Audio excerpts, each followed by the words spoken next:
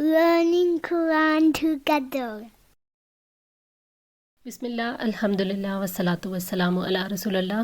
آج سے ہم سورہ طٰہٰ شروع کرتے ہیں۔ یہ سورت مکہ میں نازل ہوئی اور اس کے 8 رکوع اور 135 آیات ہیں۔ بسم اللہ الرحمن الرحیم۔ طٰہٰ، یہ حروف مقطعات ہیں جن کے معنی کو اللہ تعالیٰ ہی جانتے ہیں اور یہ کسی نبی کا نام نہیں ہے۔ ما انزلنا علیک القرآن، ہم نے یہ قرآن آپ پر اس لیے نازل نہیں کیا لتشقیٰ، کہ آپ مشقت میں پڑ جائیں۔ قرآن پاک کے نزول پر نبی صلی اللہ علیہ وآلہ وسلم کو یہ پریشانی ہوتی تھی کہ یہ لوگ ایمان کیوں نہیں لاتے۔ یہی مشقت تھی جو نبی صلی اللہ علیہ وآلہ وسلم اٹھا رہے تھے، جس پر آپ کو سمجھایا گیا کہ لوگوں کے کفر اور ان کے قرآن کی طرف مائل نہ ہونے کی وجہ سے خود کو حسرت میں مبتلا نہ کریں، ان پر غم کر کے مشقت نہ اٹھائیں۔ بعض روایات میں آیا ہے کہ ان دنوں نبی صلی اللہ علیہ وآلہ وسلم اور صحابہ کرام رات کو کھڑے ہو کر بہت زیادہ قرآن پڑھا کرتے تھے۔ آپ کی محنت اور ریاضت دیکھ کر کافر کہتے تھے کہ قرآن کیا اترا، بیچارے محمد صلی اللہ علیہ وآلہ وسلم مصیبت میں پڑ گئے۔ اس وقت یہ آیت اتری۔ اللہ تعالیٰ نے واضح فرمایا کہ قرآن مشقت میں ڈالنے کے لیے نہیں ہے۔ نبی صلی اللہ علیہ وآلہ وسلم کو فریضہ رسالت کی ادائیگی کی ذمہ داری کا شدید ترین احساس تھا، اسی وجہ سے آپ بھٹکے ہوئے انسانوں کی ہدایت کے لیے گھلے جاتے تھے۔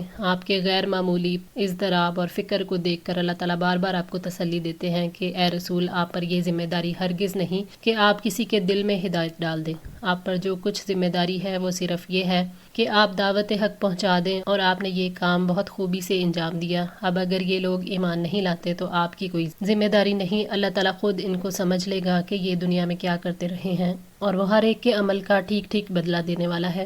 آپ کا فریضہ تو صرف اس قدر ہے کہ آپ ان کو انجام سے ڈرا دیں اور نیک انجام کی خوشخبری دیں۔ آخری حج کے موقع پر عرفات کے میدان میں اونٹنی پر سوار تقریباً 1.5 لاکھ کے عظیم اجتماع کو یقین اور جوش اور جذبے کی پوری قوت سے اللہ تعالیٰ کے احکام بتاتے اور ہدایتیں دیتے رہے، لیکن ذمہ داری کا احساس کا یہ حال ہے کہ لوگوں سے پوچھتے ہیں کل قیامت کے دن تم سے میرے بارے میں پوچھا جائے گا تو تم کیا جواب دو گے؟ مجمع نے ایک آواز ہو کر کہا، اللہ کے رسول، ہم گواہی دیتے ہیں کہ آپ نے اللہ کا پیغام پہنچا دیا اور آپ نے رسالت کا حق ادا کر دیا۔ آپ نے کھرے کھوٹے کی خوب نصیحت فرما دی۔ مجمع کی اس اجتماعی شہادت اور لرزا دینے والی آواز سے بھی آپ کی تسلی نہیں ہوئی تو شہادت کی انگلی آسمان کی طرف کرتے ہوئے لوگوں کی طرف جھکا دی۔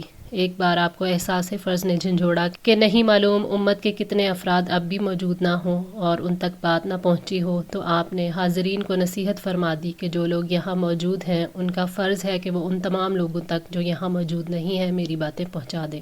اللہ تذکیرتاً، مگر ایک نصیحت، لمن یخشیٰ، اس کے لیے جو ڈرتا ہے۔ قرآن اللہ تعالیٰ کی خشیت رکھنے والوں کے لیے عبرت اور نصیحت کا خزانہ ہے۔ اللہ تعالیٰ سے ڈرنے والوں کو قرآن کے ساتھ نصیحت کرنے کا حکم دیتے ہوئے اللہ تعالیٰ نے فرمایا، نحن اعلم بما یقولون وما انت علیہم بجبار فذکر بالقرآن من یخاف وعید۔ ہم اس کو زیادہ جاننے والے ہیں، لوگ جو باتیں بناتے ہیں، اور آپ ان پر کوئی جبر کرنے والے نہیں ہو۔ آپ اس قرآن سے اس شخص کو نصیحت کر دو جو میرے عذاب کے وعدے سے ڈرتا ہے۔ سورہ کہف 45۔ قرآن اللہ تعالیٰ کی طرف سے عطا کردہ علم ہے۔ حمید بن عبد الرحمن نے کہا کہ میں نے معاویہ سے سنا، وہ خطبے میں فرما رہے تھے کہ میں نے نبی صلی اللہ علیہ وآلہ وسلم کو یہ فرماتے ہوئے سنا کہ جس شخص کے ساتھ اللہ تعالیٰ بھلائی کا ارادہ کرے اسے دین کی سمجھ عنایت فرما دیتا ہے، اور میں تو محض تقسیم کرنے والا ہوں، دینے والا تو اللہ ہی ہے، اور یہ امت ہمیشہ اللہ کے حکم پر قائم رہے گی، اور جو شخص ان کی مخالفت کرے گا انہیں نقصان نہیں پہنچا سکے گا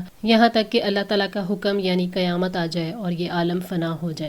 صحیح بخاری 71۔ تنزیلاً، نازل کردہ ہے، ممن خلق الارض والسماوات العلی، اس کی طرف سے جس نے زمین کو اور بلند آسمانوں کو پیدا کیا۔ اللہ تعالیٰ نے قرآن کا ذکر کرتے ہوئے فرمایا کہ یہ اس ہستی کا نازل کردہ ہے جس نے زمین اور آسمان کو پیدا کیا اور جو اس کی تدبیر کرتا ہے، اس لیے اس قرآن کو محبت کے ساتھ قبول کرو، اس کی تعظیم کرو اور اس کے احکامات کی اطاعت کرو۔ اللہ تعالیٰ نے قرآن کی عظمت کو بیان کرتے ہوئے فرمایا، وما ہوا بقول شاعر قلیلا ما تؤمنون ولا بقول کاہن قلیلا ما تذکرون تنزیل من رب العالمین۔ اور وہ کسی شاعر کا قول نہیں ہے، تم لوگ بہت ہی کم ایمان لاتے ہو، اور نہ کسی کاہن کا قول ہے، تم لوگ بہت ہی کم نصیحت قبول کرتے ہو۔ یہ جہانوں کے رب کی طرف سے نازل کیا ہوا ہے۔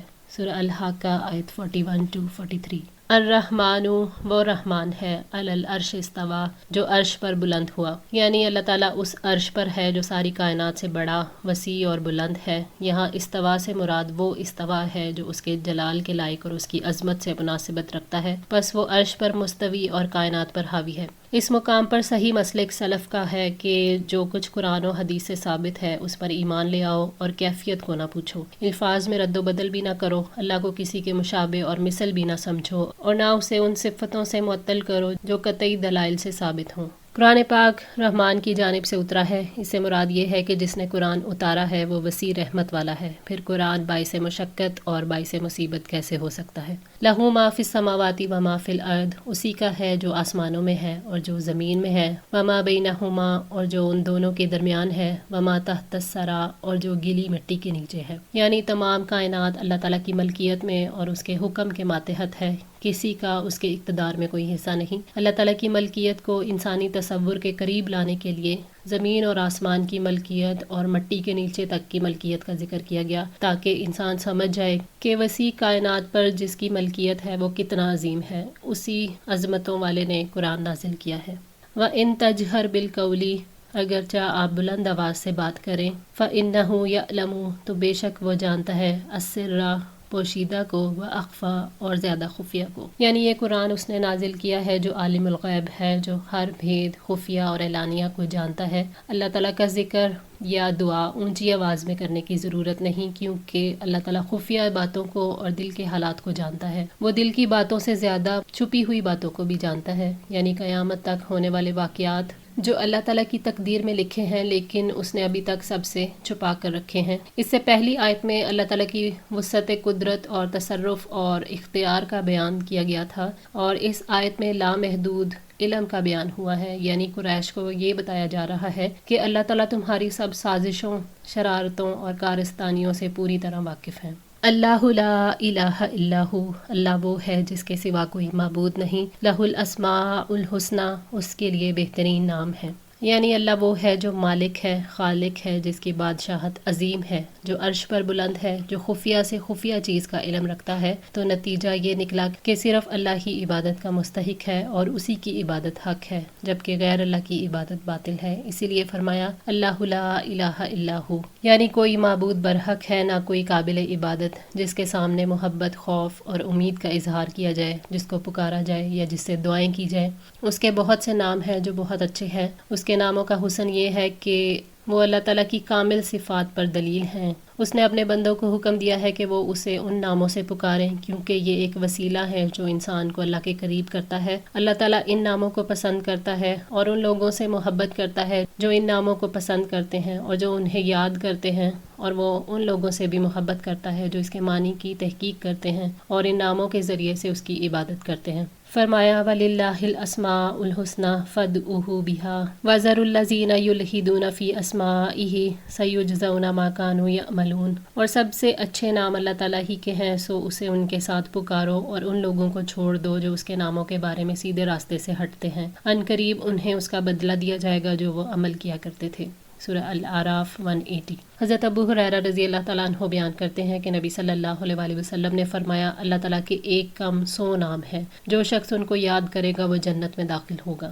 صحیح بخاری 7392۔ وَهَلْ آتَاكَ اور کیا آئی آپ کے پاس، حدیث موسیٰ، موسیٰ کی خبر۔ اللہ تعالیٰ نے قصے کی تعظیم کے طور پر سوال کیا ہے کہ کیا آپ صلی اللہ علیہ وسلم کے پاس خبر پہنچی ہے موسیٰ کی، یعنی موسیٰ بن عمران پر وحی کا آغاز کیسے ہوا، یہ واضح کرنے کے لیے کہ کیسے اللہ تعالیٰ اپنی طرف بلانے والوں کی حفاظت اور مدد کرتا ہے۔ اللہ تعالیٰ موسیٰ علیہ السلام کا واقعہ لے کر آئے ہیں۔ قرآن پاک میں رسولوں کے واقعات کو بیان کرنے کی حکمت واضح کرتے ہوئے اللہ تعالیٰ نے فرمایا، وَكُلًّا نَقُصُّ عَلَيْكَ مِنْ أَنْبَاءِ الرُّسُلِ مَا نُثَبِّتُ بِهِ فُؤَادَكَ وَجَاءَكَ فِي هَٰذِهِ الْحَقُّ وَمَوْعِظَةٌ وَذِكْرَىٰ لِلْمُؤْمِنِينَ، اور ہم رسولوں کے واقعات میں سے ہر چیز آپ کو سنا رہے ہیں جس کے ساتھ ہم آپ کا دل مضبوط کرتے ہیں، اور آپ کے پاس اس معاملے میں حق آ گیا اور ایمان والوں کے لیے نصیحت اور یاد دہانی ہے۔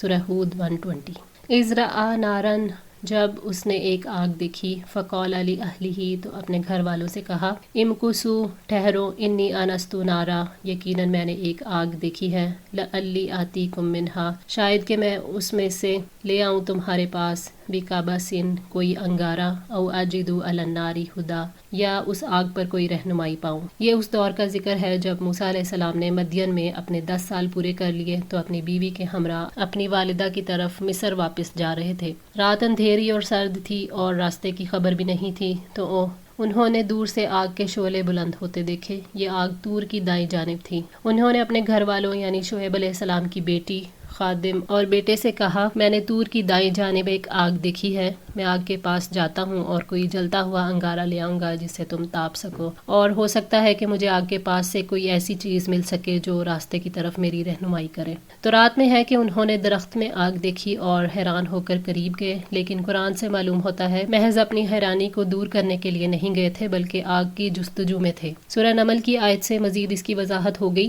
جب موسیٰ نے اپنے گھر والوں سے کہا، یقیناً میں نے ایک آگ دیکھی ہے، جلد ہی میں آپ کے پاس وہاں سے کوئی خبر لاؤں گا یا آپ کے لیے کوئی سلگتا انگارہ لے آؤں گا تاکہ آپ سینکیں۔ سورہ النمل آیت 7۔ آج کے لیے اتنا ہی۔ دعا ہے اللہ تعالیٰ ہماری اس کوشش کو قبول فرمائے، ہماری غلطیوں کوتاہیوں کو معاف فرما کر ہماری اصلاح فرمائے۔ جزاکم اللہ خیر۔ والسلام علیکم ورحمۃ اللہ وبرکاتہ۔